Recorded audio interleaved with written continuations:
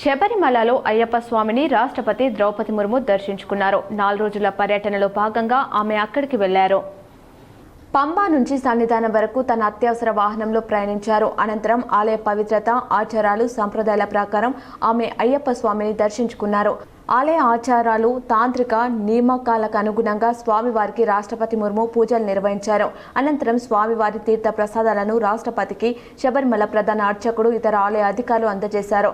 అయ్యప్ప సేవలో పాల్గొన్న తొలి మహిళగా రాష్ట్రపతి ద్రౌపది ముర్ము నిలవడం విశేషం.